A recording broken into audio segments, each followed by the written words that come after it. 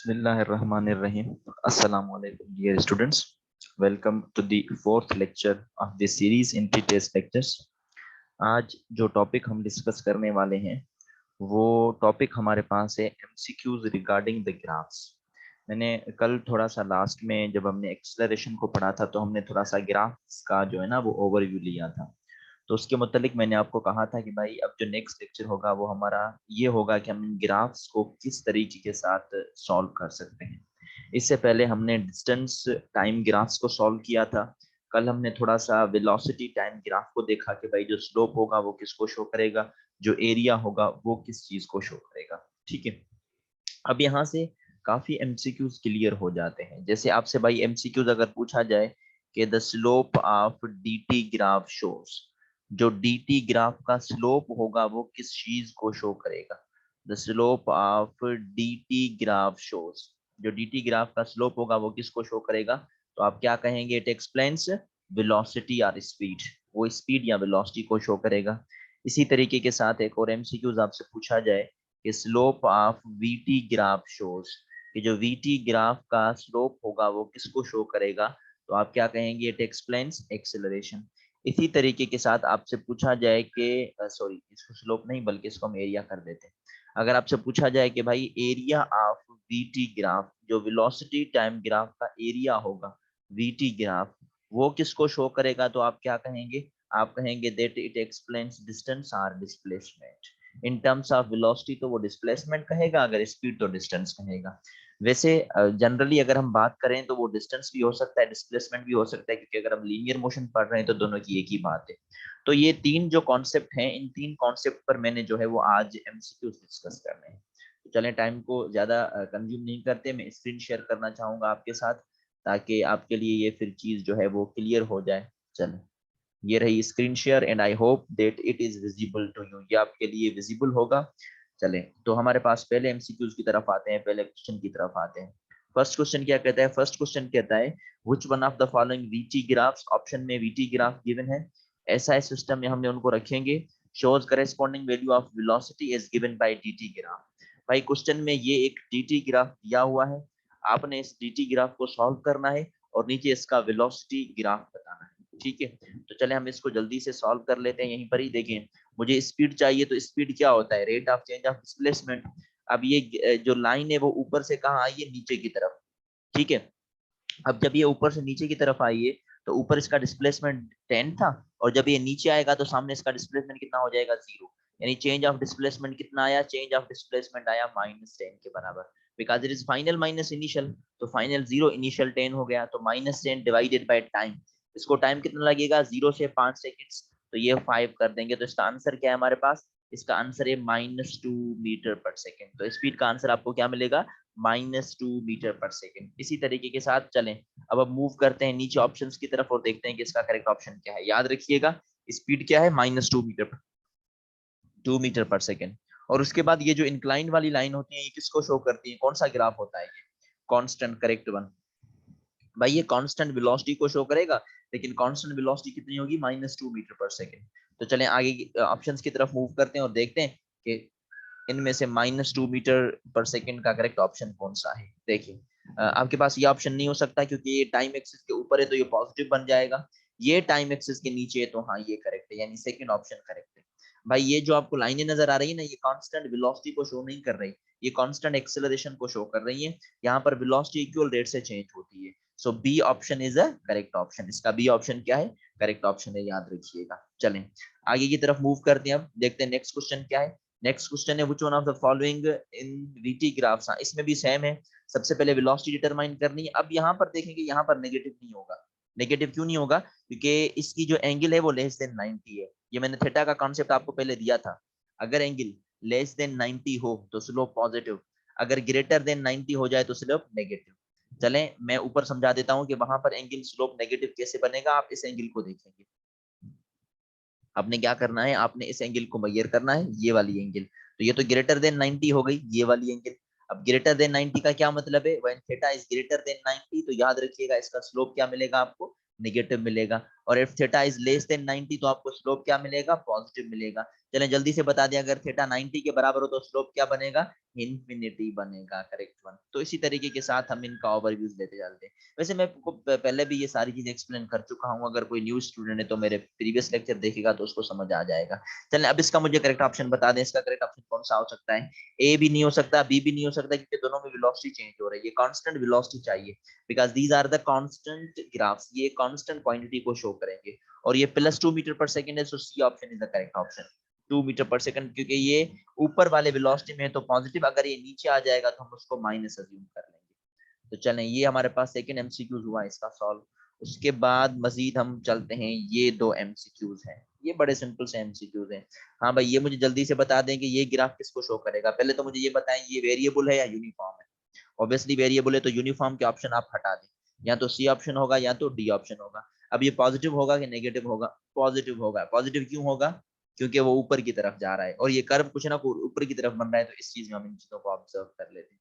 वैसे भी हम एंगल को देखते हैं कि एंगल का कॉन्सेप्ट क्या है, यहाँ पर देखें लाइन ड्रॉ के, यहाँ पर देखेंगे लाइन ड्रॉ करके, यहाँ पर देखेंगे, तो इसी तरीके के साथ हम इसकी फॉर्मेशन को बता सकते हैं। चलें उसके बाद हम मूव करते हैं नेक्स्ट एमसीक्यूज की तरफ। नेक्स्ट एमसीक्यूज में ये देखें, दिस जीटी ग्राफ्स एक्सप्लेन, अब यूनिफॉर्म नहीं है, अब इसका क्या बनेगा, वेरिएबल एंड नेगेटिव वेलोसिटी। क्यों, कि वो डिस्प्लेसमेंट क्या होता जा रहा है, टाइम के हिसाब से कम होता जा रहा है।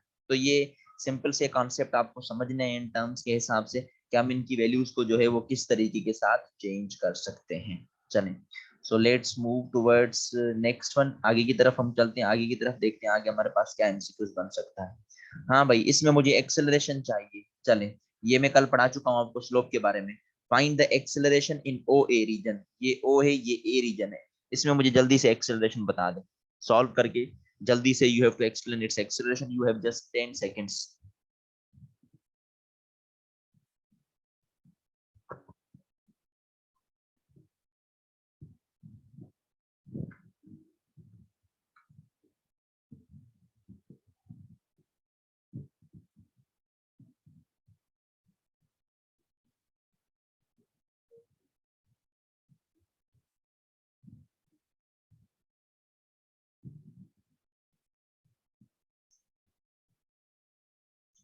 हाँ भाई, इसका आंसर क्या बन सकता है, what would be its answer, correct one. हाँ हाँ करेक्ट वन, ठीक है। भाई देखें एक्सेलरेशन हमने पढ़ा था ना, क्योंकि हम स्लोप की बात कर रहे हैं, एक्सेलरेशन की ढूंढने करें, तो हमने एक्सेलरेशन क्या कहा था, एक्सेलरेशन हमने कहा था delta we divided by T, ठीक है।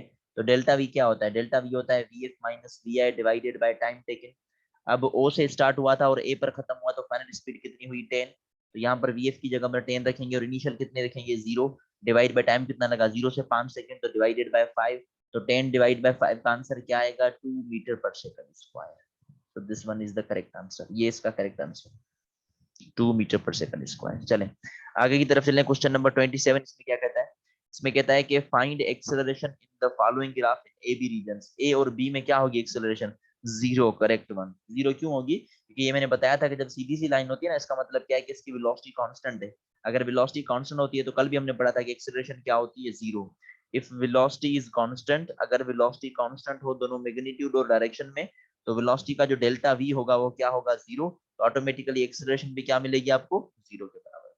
चलो let's move towards the next question, next question की तरफ चलते हैं। हाँ ये अब एरिया की बात कर रहा है यहाँ पर। चलें अब हमें यहाँ पर ये एरिया का कॉन्सेप्ट हमने कल पढ़ा था, कहता है कि find the distance in O A region. भाई ओ से ए तक हमें क्या फाइंड करना है, डिस्टेंस फाइंड करना है। देखें ये स्पीड टाइम है, स्पीड टाइम का जो एरिया होता है वो डिस्टेंस को शो करता है, ठीक है। तो मुझे समझ ले यहाँ पर एरिया ही फाइंड करना है, सिंपली अगर बता दो तो डिस्टेंस का मतलब ये होता है। तो डिस्टेंस क्या होता है, डिस्टेंस होता है स्पीड मल्टीप्लाई बाय टाइम, लेकिन यहाँ पर मैं कंप्लीट नहीं लिख सकता, क्यों, क्योंकि यहाँ पर एक ट्राइंगल शेप बन रही है, और कल भी समझाया था कि ट्राइंगल शेप के लिए हम क्या यूज करते हैं, 1/2 यूज करते हैं। तो फार्मूले में यूज करें 1/2, वेलोसिटी कितनी हुई है 10, डिस्प्लेसमेंट कितना हुआ है 5। चलें ये हो जाएगा 1/2, 10 मल्टीप्लाई बाय 5 बिकम्स 50, 2 की टेबल 50 पर 25 टाइम्स जाएगी, तो डिस्टेंस कितना मिलेगा आपको, 25 मीटर्स मिलेगा। भाई अगर ट्राइंगल हो तो 1/2, अगर कंप्लीट कोई मतलब स्क्वायर टाइप बन रहा है तो आप उनके टाइम और वेलोसिटी को गिवन को मल्टीप्लाई कर देंगे। So 25 is the correct answer there. चलें नेक्स्ट क्वेश्चन बता दें, नेक्स्ट क्वेश्चन में क्या कहता है, find the distance in A B region. भाई ये ए से बी तक रीजन है, इसमें मुझे डिस्टेंस चाहिए। अब तो ये बड़ा इजी है, स्पीड मल्टीप्लाई बाय टाइम, हाँ करेक्ट वन है। स्पीड कितनी है यहाँ पर 10, और टाइम कितना है, देखिए 5 से 10 हुआ है, यानी 5, तो 10 मल्टीप्लाई बाय 5 कितना होगा 50 मीटर्स। देखिए ऊपर वाले में आधा था तो यहाँ पर कंप्लीट हो जाएगा, तो 50 मीटर्स इसी तरीके के साथ। चलें तो let's move towards the next question. Next question की तरफ देख लेते हैं। अब इसमें क्या कहता है, इसमें कहता है कि find the distance after 10 seconds. 10 second के बाद डिस्टेंस कितना होगा। यहाँ पर दो फिगर है, कैसे, एक ये ट्राइंगल वाली है और एक ये यहाँ पर सर्किल स्क्वायर टाइप हमारे पास अरेंजमेंट आ गई है। तो ट्राइंगल में अभी हमने कितना मालूम किया था, अभी हमने मालूम किया था 25 मीटर, और यहाँ पर स्क्वायर में कितना हमने मालूम किया 50 मीटर। तो दोनों को आप ऐड करेंगे तो कितना आंसर आ जाएगा 75 meters. So its correct option is 75 meters. I hope कि आपको समझ आ गया होगा ये जो रीजन हमारे पास थे। चलें सो हम आगे की तरफ मूव करने चलते हैं। Let's move towards the next one. हाँ, find the change in velocity in this section. चलें भाई, ये एक्सेलरेशन और टाइम के बीच में गिवन हमें क्या फाइंड करना है, डेल्टा वी, यानी चेंज इन वेलोसिटी। अब समझिएगा कि चेंज इन वेलोसिटी क्या होता है। यहाँ पर भी चेंज इन वेलोसिटी को आप एरिया कह सकते हैं। कैसे, देखें, ये आपके पास एक्सेलरेशन की वैल्यू है, ये आपके पास टाइम की वैल्यू है। मैं कोई डायग्राम बना देता हूँ इस तरीके के साथ, तो ये ए की वैल्यू बन गई और ये आपके पास ए की वैल्यू बन गई, ये टाइम की वैल्यू है, ये भी टाइम की वैल्यू है।